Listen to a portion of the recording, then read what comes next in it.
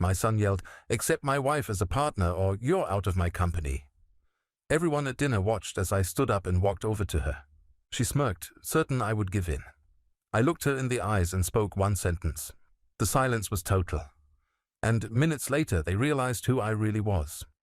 "I'm glad to have you here. Follow my story until the end and comment the city you're watching from so I can see how far my story has reached.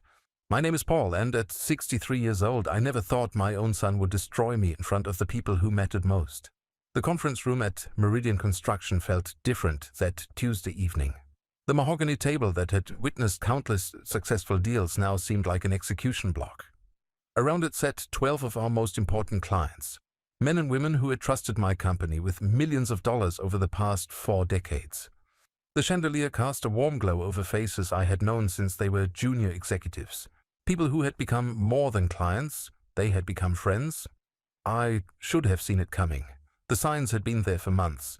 Henry's increasingly bold challenges to my decisions. The way Autumn would smirk whenever I spoke during family dinners. The whispered conversations that stopped abruptly when I entered a room. But nothing could have prepared me for what happened that night. We were celebrating the completion of the Riverside Plaza project, a $28 million commercial complex that had taken 3 years to finish. It was supposed to be a triumph, a testament to everything I had built from nothing. The clients were toasting our success, sharing stories about their own businesses, when Henry suddenly stood up. At 35, my son cut an imposing figure, 6 feet tall, broad-shouldered from his years in the military, with the kind of confident bearing that commanded attention. But when he opened his mouth that night, the words that came out made my blood run cold. "I think it's time we addressed the elephant in the room," he said, his voice carrying across the suddenly quiet conference room. "My father has been running this company like it's 1985. The industry has evolved, but he hasn't." I felt my chest tighten. The conversations around the table died instantly. Margaret Phillips from Phillips Development set down her wine glass with a soft clink that seemed to echo in the silence. Robert Chen from Chen Industries shifted uncomfortably in his chair. These people had known me for decades.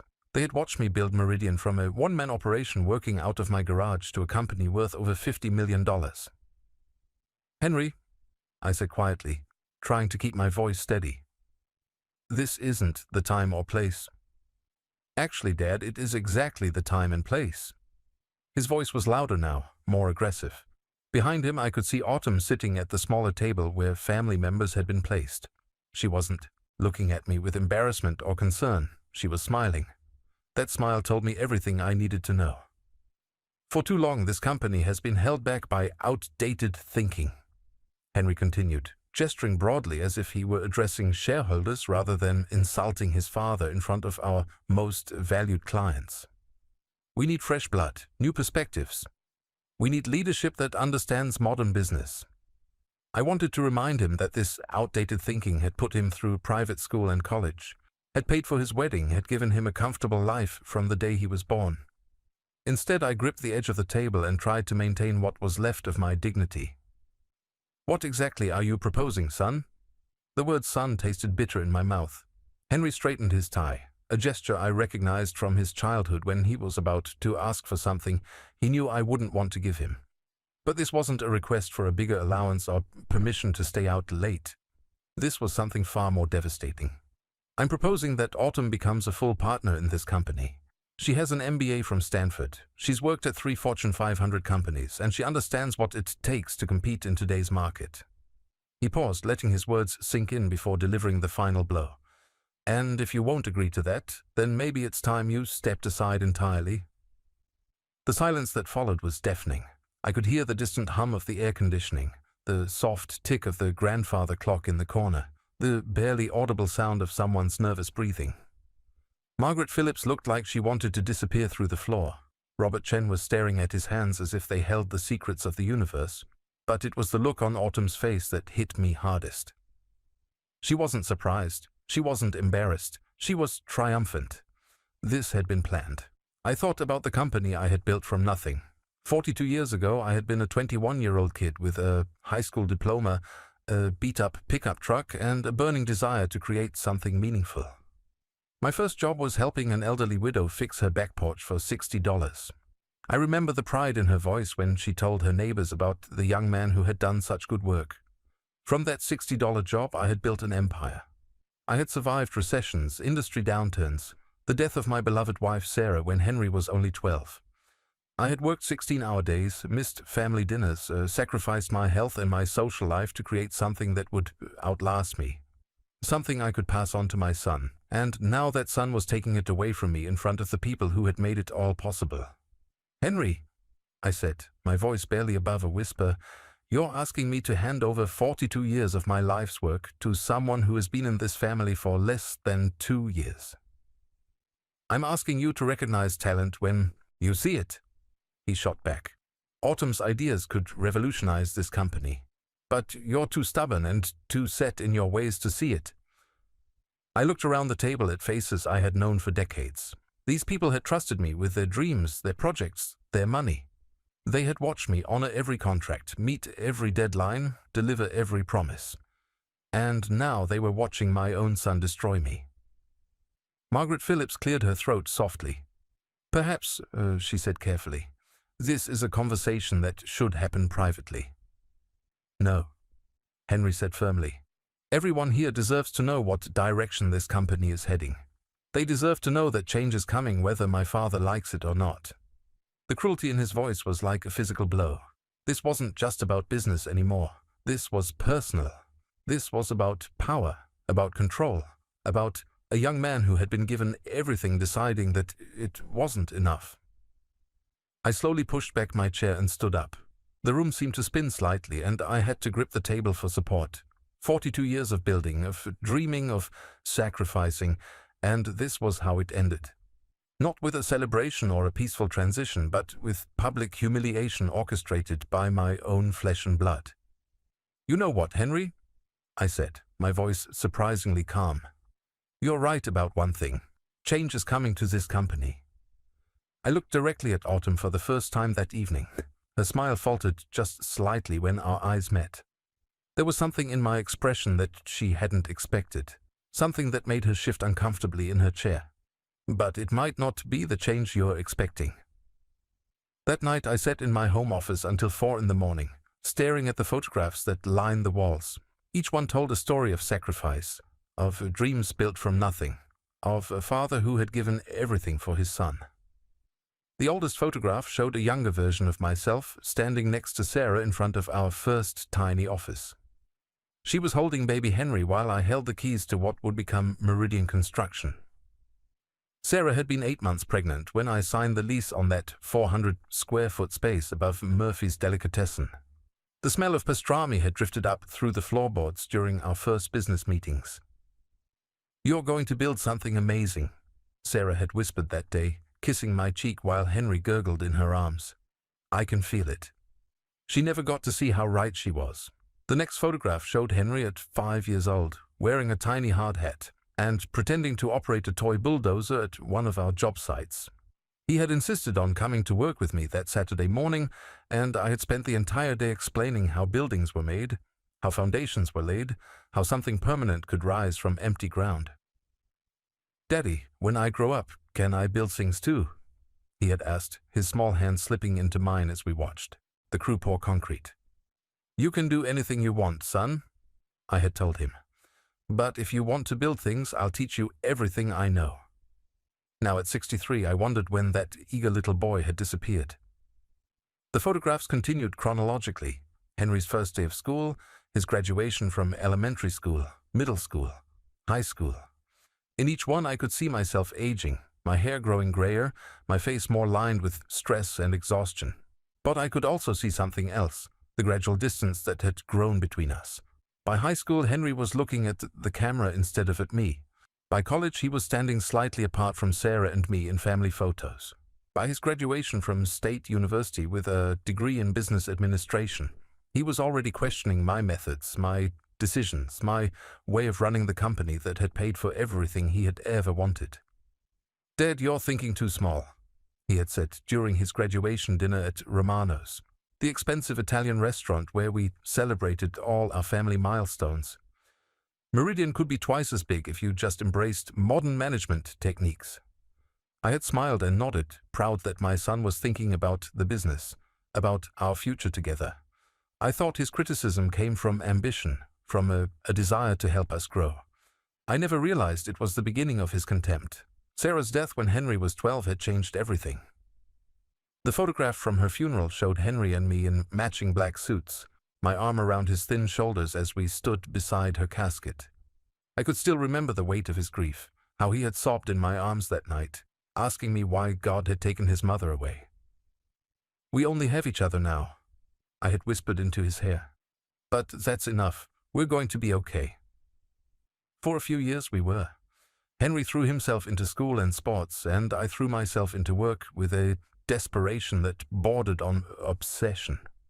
Every contract I signed, every building I completed, every dollar I earned was for him, to give him security, opportunity, a future free from the financial struggles I had known growing up. I worked 18-hour days during his high school years. I missed football games and parent-teacher conferences and school plays because I was building something bigger than myself. I told myself that the money I was making would matter more than my presence at his soccer matches. I convinced myself that providing for his future was more important than being there for his present. Maybe that was my first mistake. The photographs from his college years showed a different Henry. Confident, well-dressed, surrounded by friends from wealthy families. He had joined the right fraternity, dated the right girls, made the right connections. But when he looked at me during our monthly dinners, I could see something new in his eyes, something that looked uncomfortably like embarrassment. "Dad, you don't have to tell people you started as a handyman," he said one evening during his junior year. We were at the country club where I had recently been accepted as a member, something I had worked toward for years so that Henry could have access to the social circles I had never known. It's not necessary to mention the blue-collar stuff. The blue-collar stuff. As if the work I had done with my hands, the sweat I had shed, the decades of physical labor that had built our fortune were something shameful. "Son," I had said carefully, "that blue-collar stuff paid for your education. It paid for this dinner. It's paying for everything you have." He had looked around the elegant dining room with its crystal chandeliers and white tablecloths and shrugged. "I know, Dad. I'm grateful. I just think we need to focus on where we're going, not where we came from." After college, Henry had surprised me by enlisting in the army. 4 years of military service, he said, would give him leadership experience and discipline. I was proud of him for choosing service over immediate gratification, for wanting to earn his place in the world rather than simply inheriting it. When he returned, he seemed different, harder, more focused, more critical of what he saw as my old-fashioned approach to business. But I was happy to have him back, ready to teach him everything I had learned about construction, about managing people, about building something that would last. That was when he met Autumn. I pulled out a photograph from 2 years ago, Henry's wedding day. I was standing between him and his new bride, all three of us smiling for the camera. But looking at it now, I could see what I had missed then. Autumn wasn't looking at Henry with love or joy. She was looking at something beyond him, something that had nothing to do with matrimony and everything to do with opportunity. She had targeted him, I realize now, a young man from a wealthy family, recently returned from military service, ready to take over a successful business. She had studied him, manipulated him, convinced him that his father was the only thing standing between him and his destiny. And it had worked. Over the past 2 years, she had systematically poisoned his mind against me. Every suggestion I made was outdated. Every decision I reached was short-sighted. Every success we achieved was despite my leadership, not because of it. She was smart about it. She never attacked me directly in front of Henry. Instead, she asked innocent questions that planted seeds of doubt. "Don't you think the company could expand faster with a different approach? Wouldn't younger leadership appeal to modern clients? Why do you think your father is so resistant to change?" Slowly, carefully, she had turned my son into a stranger. I picked up the last photograph on my desk, a picture of the three of us at last year's company Christmas party. Autumn was wearing a red dress that probably cost more than most people's monthly salary. Henry was looking at her with obvious adoration, and I was looking at both of them with an expression I now recognized as worried resignation. Somewhere deep down, I had already known this day would come. The clock chimed 4 a.m. and I realized I had been sitting in darkness for hours.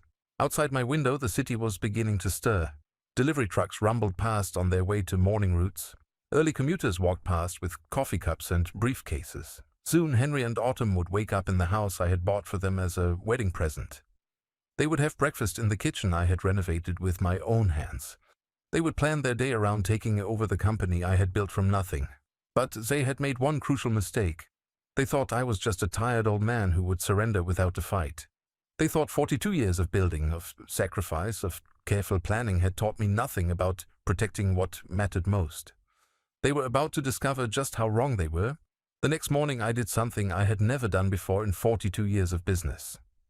I called in sick. Margaret Phillips answered her phone on the second ring, her voice carrying the professional warmth that had made her one of my favorite clients. "Paul, I was hoping you'd call. About last night?" "Margaret, I need to ask you a favor," I interrupted, settling into the leather chair in my home office. "It's going to sound strange, but I need you to trust me." There was a pause. Margaret and I had done business for over 20 years. She had trusted me with her first commercial development when she was just starting out, and I had helped her build a real estate empire worth over $100 million. If anyone would help me without asking too many questions, it would be her. "What do you need, Paul?" "I need you to hire a private investigator, the best one you know, and I need you to have them look into my daughter-in-law's background, everything. Her previous marriages, her employment history, her financial records. Everything." Another pause, longer this time.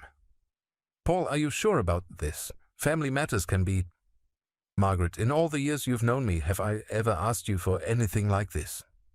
"No," she admitted quietly. "You haven't." "Then trust me when I say I wouldn't be asking if it wasn't important."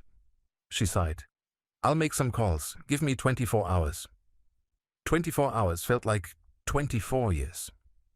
I spent the day walking through my house, seeing it with new eyes. Every room told a story of sacrifice and love. The kitchen where Sarah had cooked countless family dinners. The living room where Henry had played with his toys while I worked on construction plans at the dining room table. The basement workshop where I had taught him to use tools, to measure twice and cut once, to take pride in work done with his own hands. When had he stopped listening to those lessons? Margaret called me at exactly 6 p.m. the following evening. "Paul, you need to sit down." I was already sitting, but her tone made my stomach clench. "What did you find?" "Her name isn't Autumn Matthews, it's Autumn Riley, and she's been married 3 times before. 3 times, Paul. All to older men with successful businesses." I gripped the phone tighter. "What happened to the husbands?" "The first one, Robert Chen—" "Wait. Robert Chen? You mean Robert Chen from Chen Industries? The man who was sitting at our conference table 2 nights ago?" "The same one.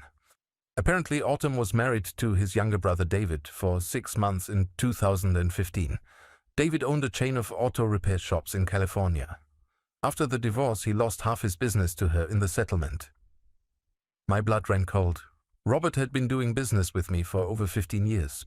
He had never mentioned having a brother, let alone a brother who had been married to my daughter-in-law. But now I understood the look on his face during Henry's outburst. It wasn't just discomfort at witnessing a family argument, it was recognition. "Go on," I said, my voice barely above a whisper. "The second husband was Thomas Bradley, a contractor in Arizona. Similar story. They were married for 8 months in 2017.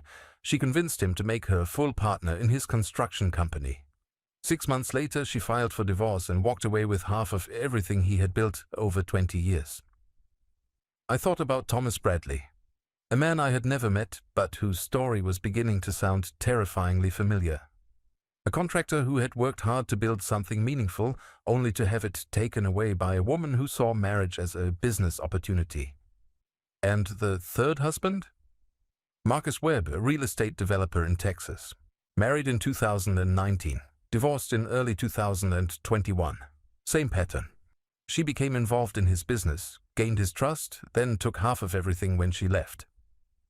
3 marriages, 3 divorces, 3 successful businessmen destroyed by the same woman who was now sitting in my living room every Sunday, eating dinners I paid for, planning to take over the company I had spent my life building.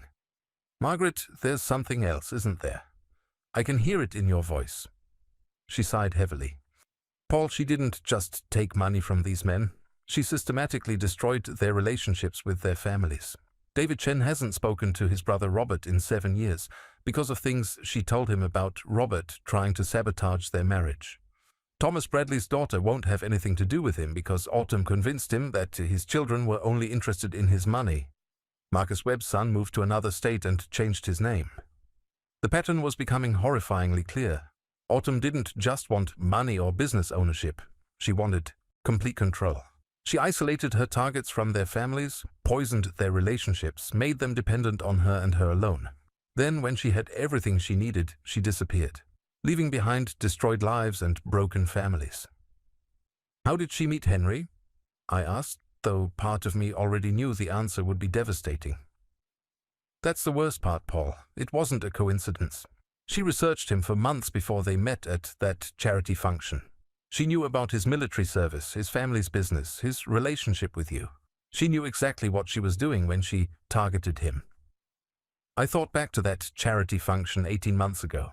Henry had been so excited to introduce me to the beautiful, intelligent woman he had met. She had seemed perfect, charming, educated, interested in our business.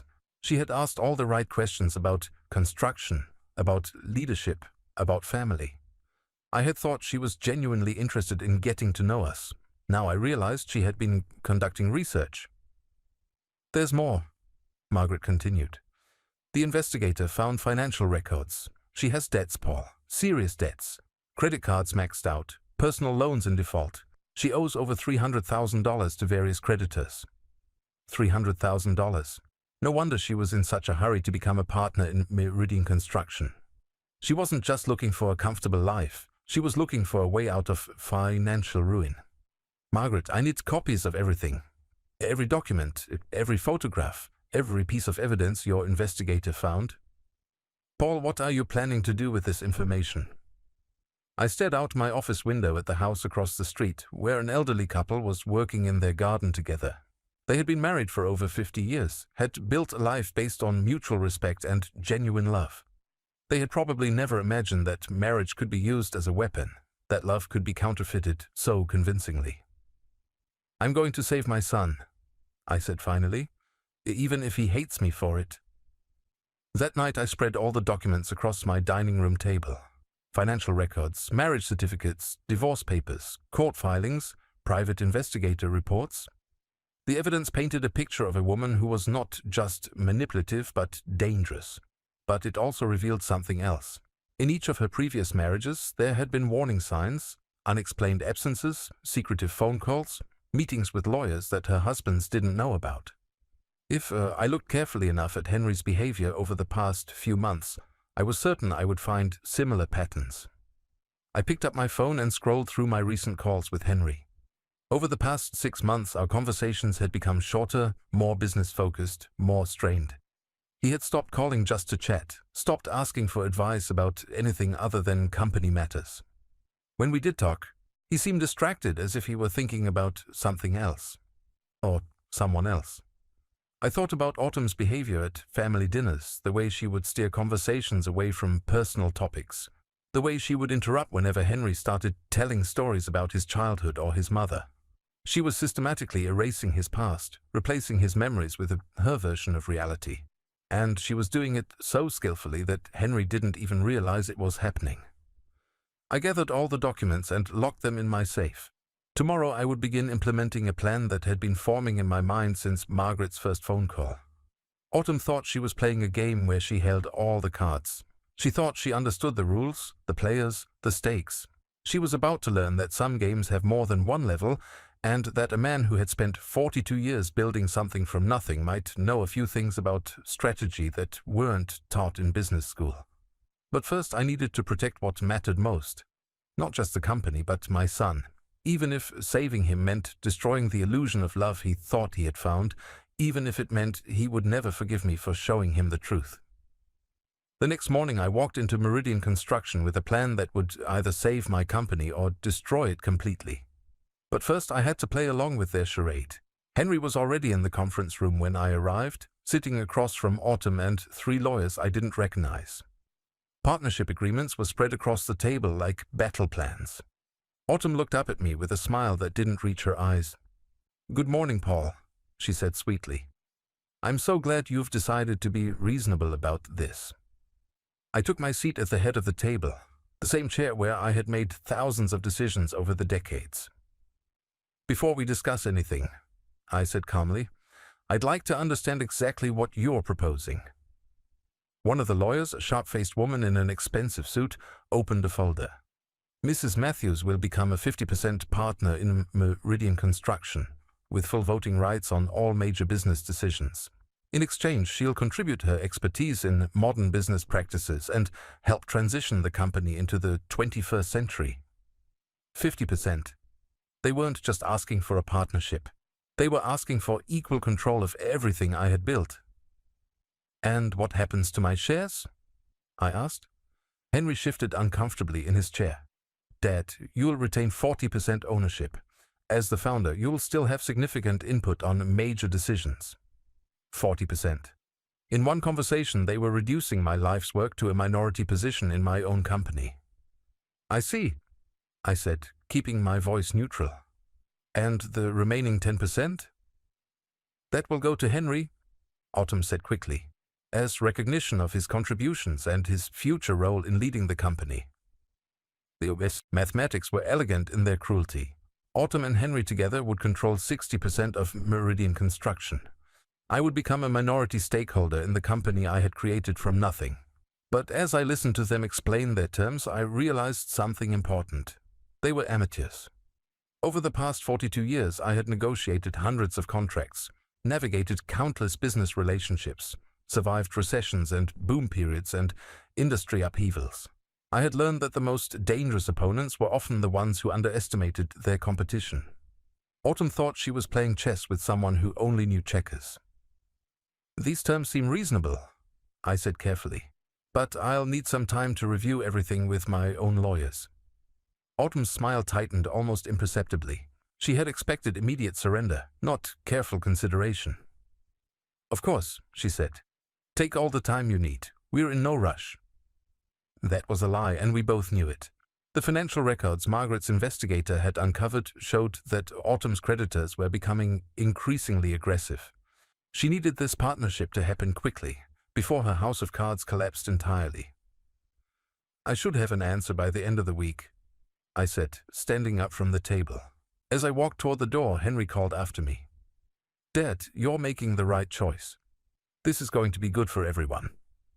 I turned back to look at my son, seeing him clearly for perhaps the first time in months. He genuinely believed what he was saying. In his mind, this wasn't a hostile takeover. It was progress.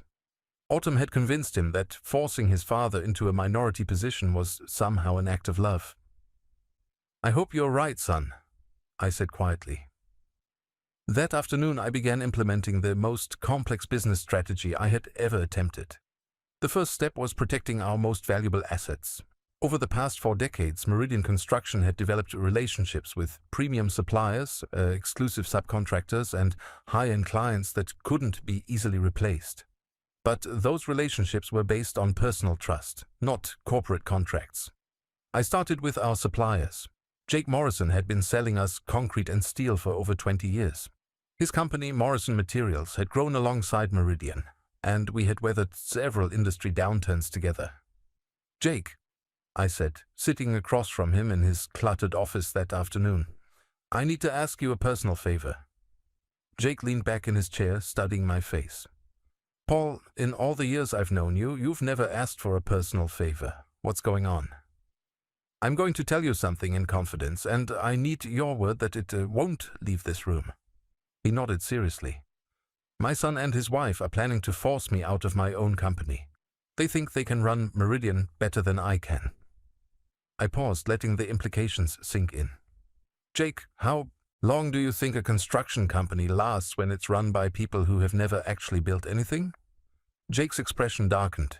He had started Morrison Materials with his own hands, just as I had started Meridian. He understood the difference between theoretical knowledge and practical experience. "What do you need from me?" he asked. I need you to know that any contracts signed after this week may not be honored by the new management. I need you to be very careful about extending credit to Meridian Construction if I'm not directly involved in approving the arrangements." Jake was quiet for a long moment, processing what I was telling him. "Paul, are you saying what I think you are saying?" "I'm saying that Jake Morrison and Paul Davis have been friends for 20 years, but Jake Morrison and Autumn Matthews have never met." He smiled grimly. "I understand. I had similar conversations with every major supplier we used. Tom Bradley at Bradley Electrical, Maria Santos at Santos Plumbing, David Kim at Kim Roofing. Each conversation was carefully crafted, never explicitly asking them to refuse service to the new management, but making it clear that their long-standing relationships were with me personally, not with Meridian Construction as an entity. The second step was securing our client relationships. This was more delicate because I couldn't appear to be sabotaging my own company. Instead, I focused on protecting the relationships that mattered most. Margaret Phillips was my first call. "Margaret, I need you to know that if anything happens to me at Meridian, you can reach me directly at my personal number. Our friendship and business relationship exists independent of any corporate structure." "Paul, are you in some kind of trouble?" "Not yet," I said. "But I want to make sure that if trouble comes, it doesn't affect the people who have trusted me over the years."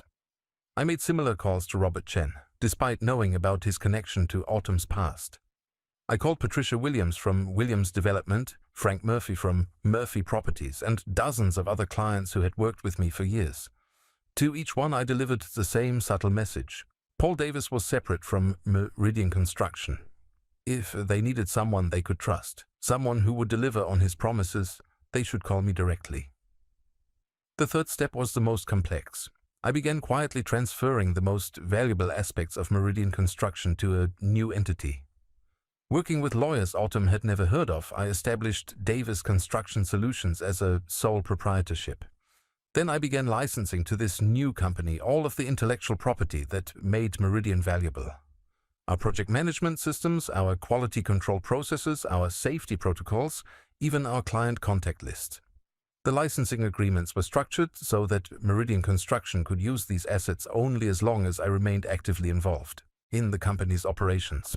If I were to be forced out or removed from decision-making authority, the licenses would automatically terminate. On paper, Autumn would be getting 50% ownership of a company worth $50 million. In reality, she would be getting 50% ownership of a corporate shell that couldn't function without my continued cooperation. But the most important step was the one that required the most careful timing. I had discovered something in the financial records that Margaret's investigator had uncovered. Autumn's debts weren't just personal credit cards and loans. She had borrowed money from some very serious people, the kind of creditors who didn't accept late payments or excuses. According to the investigator's report, she owed $75,000 to Vincent Corelli, a businessman who operated several legitimate enterprises but was rumored to have connections to less legitimate activities. The debt was 90 days past due, and Corelli's representatives had been making increasingly aggressive contact attempts. That gave me an idea that was either brilliant or incredibly dangerous. Friday afternoon, I called Henry and Autumn and asked them to meet me for dinner at Romano's, the same restaurant where we had celebrated all of our family milestones. It seemed appropriate that this milestone should be celebrated there as well. "I've reviewed the partnership agreements," I told them over appetizers, "and I'm prepared to accept your terms."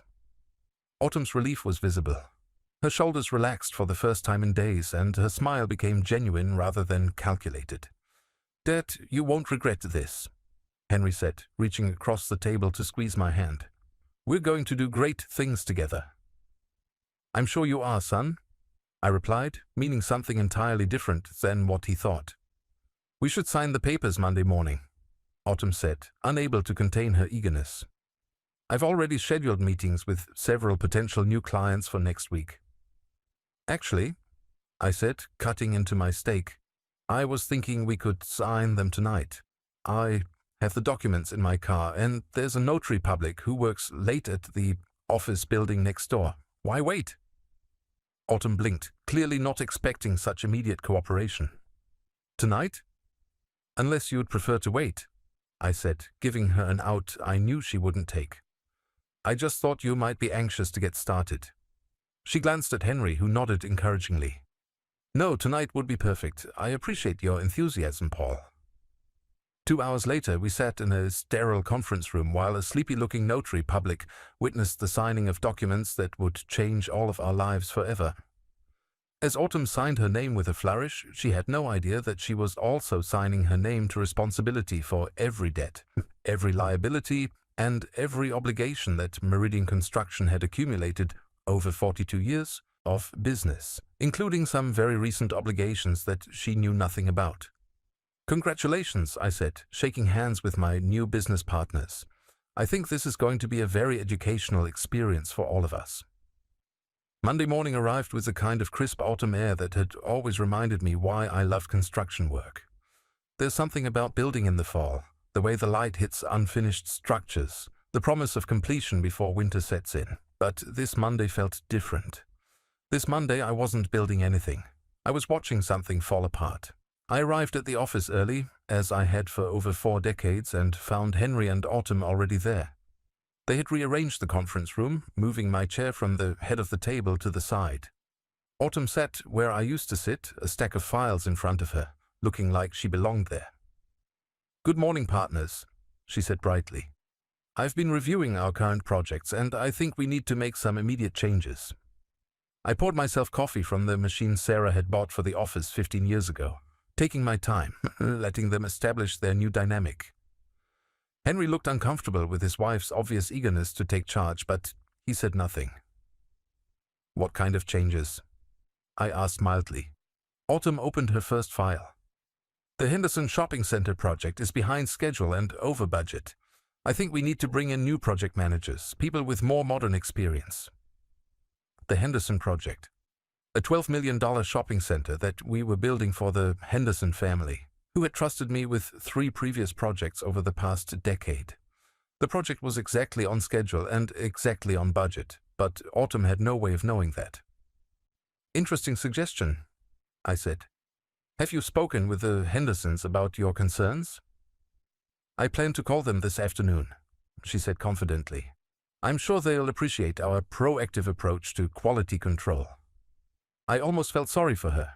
The Hendersons were the kind of old-school clients who valued relationships over spreadsheets, who had chosen Meridian Construction precisely because they trusted my judgment. They were not going to react well to a woman they had never met questioning my competence. You should definitely call them, I agreed. I'm sure that conversation will be very educational. My phone buzzed with a text message. It was from Vincent Corelli. Need to discuss Ms. Matthews' account. Today. Perfect timing. The morning passed quietly. Autumn made phone calls to clients, introducing herself as the new partner and explaining her vision for modernizing Meridian Construction. I listened to her side of the conversations, watching her confidence slowly erode with each call. The Henderson family was polite but firm. They had worked with Paul Davis for 10 years and saw no reason to change their approach now. Patricia Williams from his Williams Development was more direct. She had hired Meridian Construction because of Paul's reputation, and if that was changing, she might need to reconsider her current projects. Frank Murphy actually hung up on her. By lunchtime, Autumn was looking less like a conquering executive and more like someone who was beginning to realize she might be in over her head. Maybe I came on too strong, she said to Henry as they sat in the conference room reviewing the morning's disasters. These people seem very set in their ways. They're not set in their ways, I said quietly from my desk. They just know the difference between experience and ambition. Henry looked up sharply. Dad, if you're not going to be supportive... I'm being completely supportive, I replied. I'm letting Autumn handle client relations exactly the way she wants to. Isn't that what you asked for? Before anyone could respond, my office phone rang. I glanced at the caller ID and smiled. Excuse me, I need to take this. Paul Davis? Mr. Davis, this is Detective Maria Santos with the Fraud Division. We need to speak with you about some irregularities in your company's financial records. I had been expecting this call, but I made sure my voice carried just enough surprise to sound genuine. Irregularities? What kind of irregularities? We'd prefer to discuss this in person. Can you come to the station this afternoon? Of course, Detective. Is there anything I should be concerned about? Just bring any financial records from the past 6 months, particularly anything related to new partnerships or changes in ownership. I hung up the phone and sat quietly for a moment, letting the weight of the conversation settle over the room. Henry and Autumn had stopped talking and were staring at me. What was that about? Autumn asked, her voice carefully controlled. The fraud division wants to review our financial records, I said, keeping my tone neutral. Apparently, there are some irregularities they need to investigate. Henry's face went pale. What kind of irregularities? They didn't say, but Detective Santos seemed particularly interested in recent changes to our partnership structure. Autumn's hand trembled slightly as she reached for her coffee cup. I'm sure it's just routine. These things happen when ownership structures change. I'm sure you're right, I agreed. Though I have to admit, the timing is interesting. 3 days after you become a partner, the fraud division calls. The implication hung in the air like smoke. Henry looked back and forth between his wife and his father, confusion and worry competing for control of his expression. My phone rang again. This time it was Margaret Phillips. Paul, I just got a very strange call from someone claiming to represent your new partner, a man named Vincent Corelli. He said he needed to discuss a debt that was now Meridian Construction's responsibility. I put the call on speakerphone. Could you repeat that, Margaret? I want to make sure my partners hear this clearly. He said that since Autumn Matthews is now a partner in your company, her personal debts have become corporate obligations. He mentioned something about $75,000 that's been outstanding for several months. Autumn shot to her feet so quickly that her chair toppled backward. That's not how it works. Personal debts don't transfer to business partnerships.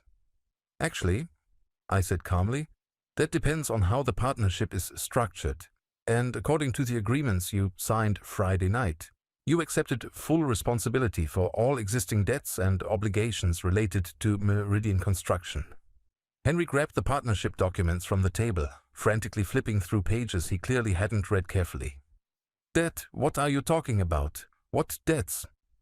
I opened my desk drawer and pulled out a folder I had been saving for this moment. Well, there's the matter of the $200,000 loan I took out last Thursday to cover some cash flow issues. And the $150,000 line of credit I opened Friday morning to purchase new equipment. Both loans list Meridian Construction as the borrower, which means all partners are jointly and severally liable. Autumn's face had gone white. You took out loans without telling us? I took out loans as the sole owner of Meridian Construction, I corrected. The same way I've been running this company for 42 years. The fact that you became a partner after those loans were established doesn't change the company's obligations. Henry was still reading the partnership agreement, his expression growing more horrified with each page. Autumn, did you read this before you signed it? Of course I read it, she snapped, but her voice lacked conviction. My phone rang a third time. This time I recognized Vincent Corelli's voice even before he identified himself. Mr. Davis, I believe you know why I'm calling. I'm afraid I don't, Mr. Corelli, but I have you on speakerphone with my business partners, so please feel free to explain. Your partner, Mrs. Matthews, owes my organization $75,000. The debt is now 4 months overdue. Since she's become a partner in your company, we consider this a business obligation. Autumn grabbed for the phone, but I held it away from her reach. Mr. Corelli, I said pleasantly, I think there may be some confusion. Mrs. Matthews just became a partner on Friday. Her personal debts wouldn't automatically become company obligations. Actually, Mr. Davis, according to my lawyers, the partnership agreement she signed makes all partners jointly responsible for any debts that could affect the company's operations. Miss Matthews' debt to us definitely affects her ability to function as a business partner. Henry slammed the partnership documents down on the table. It's true, he said, his voice barely above a whisper. Section 12, paragraph 4. All partners accept joint responsibility for any personal obligations that could impact their professional judgment or the company's reputation. Autumn snatched the papers from him, reading frantically. I watched her face as she found the relevant clause, watched her realize that she had signed away far more than she had gained. This is a setup, she said finally, her voice shaking with rage. You planned this whole thing. I planned to protect my company, I replied calmly. You planned to steal it. The difference is that my plan was legal. The conference room erupted in chaos. Autumn screamed accusations, Henry demanded explanations, and my phone kept ringing with more calls from creditors, clients, and concerned business partners. But through it all, I sat quietly at my desk, thinking about a conversation I had had with my wife, Sarah, just before she died. Promise me something, she had whispered from her hospital bed. Promise me you won't let anyone destroy what we built together. Not for money, not for family, not for anything. I promise, I had told her, holding her hand as her breathing grew shallower. 23 years later, I was finally keeping that promise. Autumn was frantically making phone calls, trying to reach lawyers who could explain why the partnership agreement she had been so eager to sign was now destroying her instead of enriching her. Henry sat in stunned silence, slowly realizing that his father's 42 years of business experience might have taught him a few things about protecting what mattered most. As the afternoon wore on, the full scope of Autumn's situation became clear. Vincent Corelli's debt was just the beginning. She owed money to credit card companies, personal loan providers, and several other individuals whose patience was wearing thin. As a partner in Meridian Construction, she had just made all of those debts the company's problem. But the company itself was no longer the valuable asset she thought she was acquiring. The licensing agreements I had established with Davis Construction Solutions meant that Meridian Construction could no longer operate without my direct involvement. The supplier relationships that kept our projects moving were based on personal trust that didn't extend to new management. The client relationships that generated our revenue were similarly tied to my reputation rather than the company's name. Autumn had succeeded in becoming a 50% partner in a company that was worth significantly less than the debts she had brought to it. As the sun set outside my office windows, I realized that the most difficult part of my plan was still ahead of me. I had to decide whether my son could be saved, or whether he was too far gone to deserve redemption. 3 weeks later, I sat in my new office overlooking the city, watching the morning sun illuminate the skyline I had helped build. Davis Construction Solutions occupied the top floor of a building I had constructed 15 years ago, and through my windows I could see 6 other projects that bore my company's signature. The phone on my desk rang constantly, suppliers wanting to establish relationships with my new company, clients eager to move their projects away from the chaos that Meridian Construction had become, young contractors and project managers asking if I was hiring. I was rebuilding, but this time I was building something different. Something smaller, more personal, more aligned with the values that had driven me when I started with nothing but a pickup truck and a dream. The intercom buzzed. "Mr. Davis, your 2 o'clock appointment is here." I had been expecting this meeting, but I still felt my chest tighten when my secretary showed Henry into the office. My son looked like he had aged 5 years in 3 weeks. His clothes were wrinkled, his hair unkempt, his eyes carrying the hollow look of someone who had lost everything he thought he understood about the world. "Hello, Dad," he said quietly, taking the chair across from my desk. "Henry."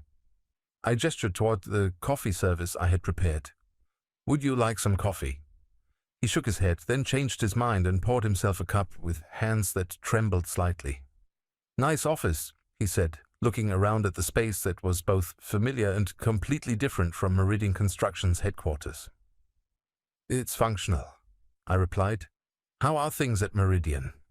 Henry let out a bitter laugh. "Meridian doesn't exist anymore. We had to file for bankruptcy last week. The debts were too much, and without your suppliers and clients—" He trailed off, staring into his coffee. I had known this was coming. The mathematics were inevitable once Autumn's creditors began calling in their debts and the company's operating licenses reverted to Davis Construction Solutions. But hearing it from Henry still carried a weight that surprised me. "I'm sorry," I said, and meant it. "Are you?" Henry looked up at me, his expression mixing anger with exhaustion. "Because from where I'm sitting, it looks like you planned the whole thing." "I planned to protect what I had built," I replied carefully. "The destruction was a consequence of choices you and Autumn made." "Choices we made?" Henry's voice rose slightly. "Dad, you manipulated us. You set up those loans. You restructured the licensing agreements. You knew exactly what would happen when Autumn's debts came due. I leaned back in my chair, studying my son's face. The anger was there, but underneath it I could see something else. Something that looked like understanding. Henry, do you know why I named the company Meridian Construction? He frowned, clearly not expecting the question. Because a meridian is a line of navigation, a way to find true direction. Close. I stood up and walked to the window, looking down at the bustling street below. A meridian is also the highest point in a trajectory, the moment when something reaches its peak before beginning its descent. I turned back to face him. I built Meridian Construction to be the highest point of my professional life.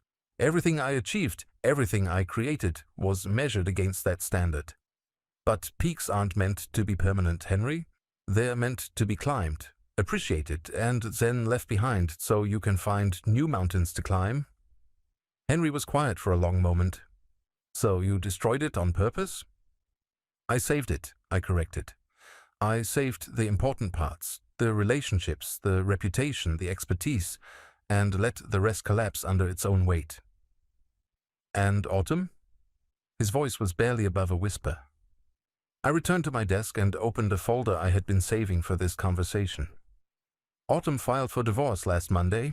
According to the papers, she's claiming that you misrepresented your financial situation and that the marriage was based on fraud. Henry's shoulders sagged. She's not wrong. I did misrepresent my situation. I thought I was going to inherit $50 million worth of assets. Instead, I inherited $350,000 worth of debt. Where is she now? Gone. She disappeared the same day Vincent Carilli's people came to collect their money. She took what little cash was left in our joint accounts and vanished. He looked up at me with red-rimmed eyes. Dad, I don't think she ever loved me at all. The pain in his voice was raw, genuine. This wasn't the arrogant young man who had humiliated me in front of my clients 3 weeks ago. This was my son, stripped of his illusions, forced to confront the reality of what he had lost and why he had lost it. Henry, I said gently, love isn't something you can counterfeit indefinitely. Real love survives disagreement, disappointment, even failure. What Autumn offered you was a performance designed to get what she wanted. How did you know? He asked. How did you figure it out when I couldn't see it? I thought about that question for a moment. Because I'm your father and I've loved you since the day you were born. That kind of love teaches you to recognize the real thing when you see it, and more importantly, to recognize when it's absent. Henry was quiet for several minutes, processing everything I had told him. Outside my office windows, the city continued its daily rhythm. Construction crews worked on buildings that would outlast all of us, laying foundations that would support dreams not yet imagined. Dad, Henry said finally, I need to ask you something, and I need you to be completely honest with me. All right? Do you think there's any way I can earn back your respect? The question hung between us like a bridge waiting to be crossed. I looked at my son, seeing past the mistakes and the manipulation to the young man who had once asked me to teach him how to build things that would last. Henry, you never lost my respect. You lost your way, and you made choices that hurt both of us. But respect isn't something you earn once and keep forever. It's something you build every day through your actions and your character. I opened my desk drawer and pulled out a business card for Davis Construction Solutions. I'm hiring project managers for 3 new developments. The starting salary is $48,000 a year, with the possibility of advancement based on performance and reliability. Henry stared at the card.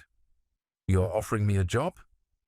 I'm offering you a chance to start over, to learn the business from the ground up, the way I did 42 years ago, to prove to yourself and to me that you understand the difference between earning something and inheriting it. What about my military experience? My business degree? My years working at Meridian? What about them? I asked. Your military experience taught you discipline and leadership, which are valuable. Your business degree gave you theoretical knowledge that might be useful if applied correctly. And your years at Meridian showed you what happens when ambition isn't balanced by wisdom. Henry turned the business card over in his hands, studying it as if it contained hidden messages. If I take this job, I'd be starting at the bottom. I'd be working for people who used to work for me. Yes, I agreed. Is that a problem? He was quiet for a long time, and I could see him wrestling with his pride, his shame, his fear of what starting over would mean. Finally, he looked up at me with something I hadn't seen in his eyes for months: humility. When do I start? Monday morning, 7 a.m., wear clothes you don't mind getting dirty. Henry stood up and extended his hand across my desk. When I took it, his grip was firm, his eyes steady. Dad, I'm sorry. For everything. For not seeing what Autumn was doing. For treating you like you didn't matter. For nearly destroying everything you built. I'm sorry too, son. For not teaching you better how to recognize real love from manipulation.